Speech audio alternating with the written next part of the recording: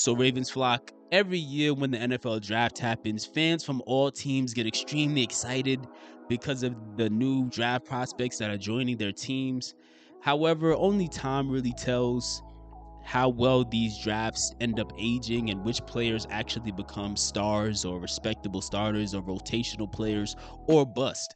And I wanted to do some videos jumping in talking about the last couple of draft classes and grading how these classes are, or what grading these classes in hindsight based on how they perform so far.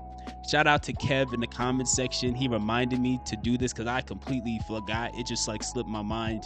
But I wanted to jump into this. Of course, I'm going to start with last year's draft class for this video. And we picked 9 guys. And I want to talk about where do I think these guys stand so far. So first, we picked Nate Wiggins, the cornerback out of Clemson. I gave this an A+. In hindsight, I gave this an A+.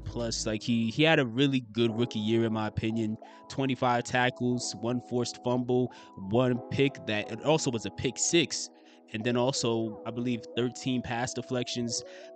The fumble to me was definitely one of my favorite Nate Wiggins plays from the year, because that fumble happened against CeeDee Lamb when we played the Cowboys. And prior to that fumble, CeeDee Lamb was low-key cooking Nate at certain times. And to see Nate bounce back like that and force that fumble, it made me very excited. It showed how much of a dog he was and how much of a dog he is. I have very high hopes for his future. He wasn't originally a starter going into the year, but he took advantage of the opportunity because we dealt with the Arthur Millette injury, so he was able to quickly work himself into being a starting corner, and I think he's taken full advantage of it. I think he's going to be a lockdown corner for years to come. And even when you look at how he looked as a rookie, there was a point in this season where PFF had reported that he had the 3rd lowest open target percentage out of any cornerback. So in other words, he was one of the best in the league at making sure the person he was guarding was not open, which, to do something like that as a rookie, I think is extremely impressive. I think he was going to be a great rookie a great player for years to come. So I think that was a pick that aged well so far. So that's an A+. The next pick we made, which was in the 2nd round, was Roger Rosengarten, the right tackle out of Washington. They picked him over Kingsley. I think the guy's name was Kingsley Satamea. I forgot his name now, but there was a lot of debate in draft circles when it comes to saying who is better out of these two. Many people, the majority of the people, actually thought it was Kingsley. So to me, I didn't care. I just wanted us to go get one of them. I would have preferred Rosengarten, and so when we got Rosengarten, I was very excited about that. I was very hyped, and that clearly has turned out to be a good choice. Kingsley, for the people that don't know, he ended up getting drafted by the Chiefs, and he got benched. Now, maybe he bounces back next year, but I mean, so far it ain't looking good for him. So either way, this looks like a pick that ended up being the right choice by the Ravens.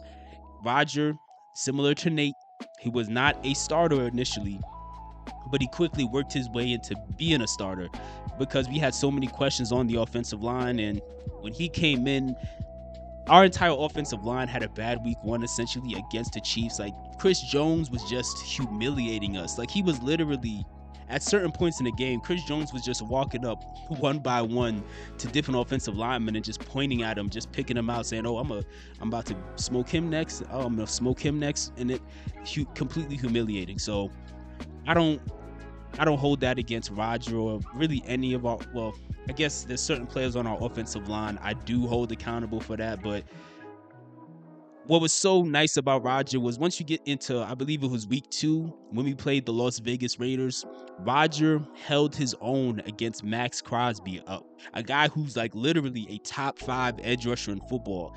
That to me was extremely exciting, made me very optimistic that not only was this a good pick, but this is a guy who's ready to be a full-time starter right now.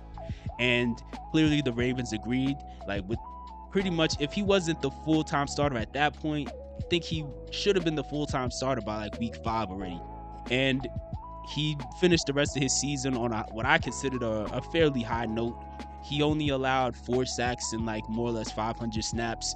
which, considering the fact that he's a rookie and he was also playing alongside a a guy who wasn't the best, who wasn't a good guard at all, to be honest, I don't think him giving up 4 sacks in the course of his rookie season is that bad at all. I think he's on pace to be a very dominant right tackle. I think he's going to come back stronger than ever next year and continue to build on what he has. Some people thought that we were going to let Ronnie Stanley walk and move him to the left side because at Washington, he guarded for Michael Penix's blind side, which is his right side. So you assume that he has the versatility. I don't think we should do that. Thankfully, we didn't. And I think he just needs to settle in as a right tackle, which he'll get the chance to do. So this aged very well. I think this was an A+ pick. After that, once we get into the rest of this draft, it ain't looking too good, to be honest with you. But next we picked edge rusher Adisa Isaac out of Penn State. I give this a C. Like, he pretty much registered no sacks for the year. I think he registered no stats at all. Like, he might have had maybe 1 pass deflection, but he played in very few snaps. That was a bit disappointing because now it's like we don't even know if he's actually good or not. I hope he's good, but we don't know. He balled at Penn State, so I understand why the Ravens wanted him. But now, I don't know if he balled at Penn State because he's truly that good, or if it's because he was playing alongside Abdul Carter. And now, maybe we'll find out this coming season, but as of right now, the best I could do is give it a C, because I still want to be somewhat optimistic and not too negative on him, because again, at Penn State, he did look explosive. He did at times pop off of the screen, so we'll see how that goes. Next pick was in round 4. We picked Devontae Walker, the wide receiver out of North Carolina. I'm going to give this a D. He wasn't on the field much at all. He did have a touchdown, but outside of that, he had very few catches. He wasn't nearly as impactful as many of us were hoping he was. Like, we were expecting this guy to be the guy who can essentially take the top off of opposing defenses, because if I'm not mistaken, he ran a 4.3 640, so he is easily our fastest wide receiver on the team. And he just, again, he wasn't on the field much, and it makes me feel very concerned that he got leapfrogged by Anthony Miller. The fact that Anthony Miller was able to join this team and immediately just jump right past you on the depth chart, like that made me very uncomfortable, very nervous when it comes to Devontae. Like, and hopefully he can kind of build a role for himself, but as of right now, it's not looking too good, but we'll see. But as of right now, I'm gonna give it a D. Next pick we had in the 4th round was TJ Tampa. I'm going to give this a D as well. This is similar to Devontae, where you have a guy who we didn't really give a chance to get out there on the field outside of like special teams. I don't know if he's really good or not. Like, he may be. As a draft prospect coming out of Iowa State, I liked him, but at the next level, I don't know if he's good or not at this point. We didn't really give him enough snaps to show what he can really do. And on top of that, we brought in Chidobe Awuzie, which again makes me a little nervous for TJ, because knowing how the Ravens are, Awuzie is probably gonna leapfrog TJ and become the 3rd cornerback on the depth chart, which is a bit disappointing because you want to see TJ fight and win to get on the field, but I don't know if he will, honestly. So the best I could do is give that a D. The next draft pick we had was Rasheen Ali out of Marshall, the running back. I give this a D as well. This is a pick that I really didn't care for this pick when we made it. I'm not a big Rasheen Ali fan. He didn't look super impressive to me, and even when he got on the field in the preseason or the regular season, it was very easy to not notice him at all. And I don't think there's much optimism that we should have when it comes to his future on the team, just because of the fact that we're pretty much set at running back. Derrick Henry is going to be our running back, our starting running back for the next 3 seasons. He's locked in. Then on top of that, Justice Hill has become a really solid number 2 running back who's really effective in the pass game. So we can't take too many snaps away from him. Plus, we still got Keaton Mitchell waiting in the wings, who is one of our most explosive players on offense. So I just don't see a place where Rasheen Ali can realistically carve a lane for himself to get on the field enough times to make a difference. So I would give this pick a D. The next pick we made was in the 6th round. It was Devin Leary, the quarterback out of Kentucky. I give this an F. F. F. This was a bad pick last year. It was an even worse pick today. An awful pick. Picks like Devin Leary are the reason why I say having so many draft picks every year and never wanting to package them up to move up in the draft, it doesn't make sense.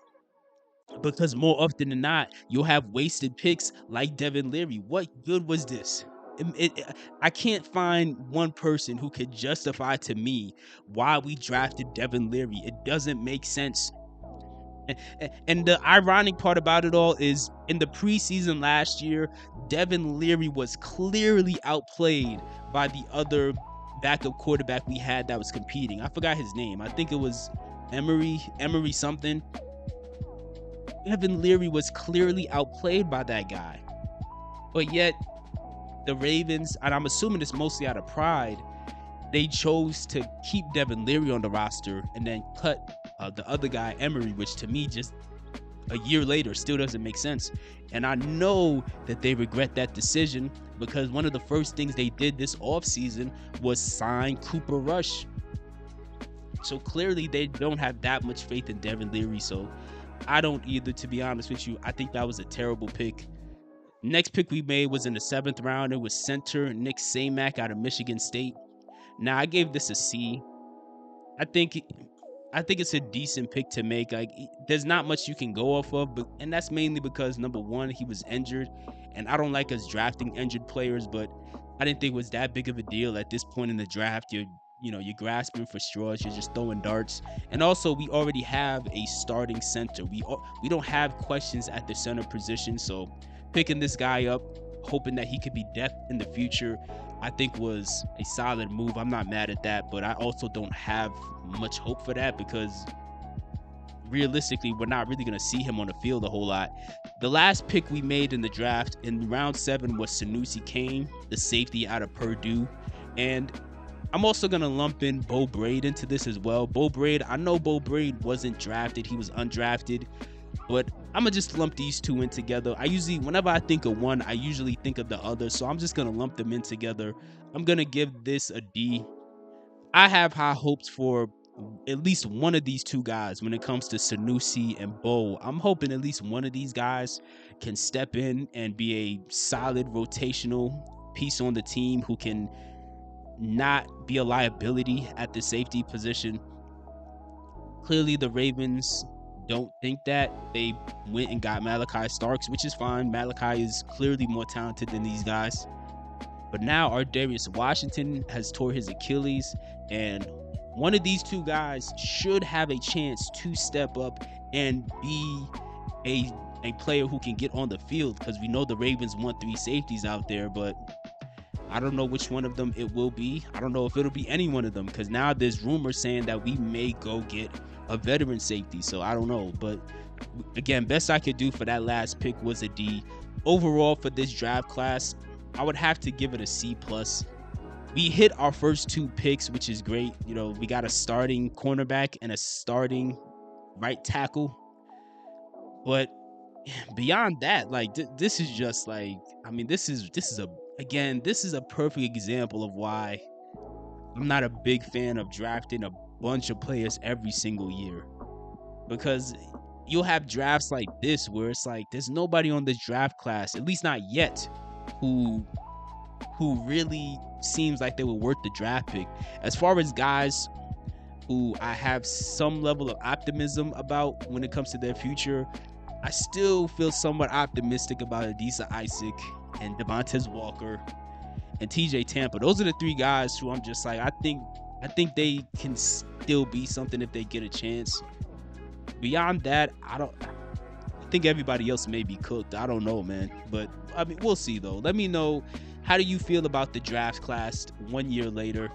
Do you like these players? And is there anybody from the later rounds who you think can realistically become a solid player and get on the field at some point.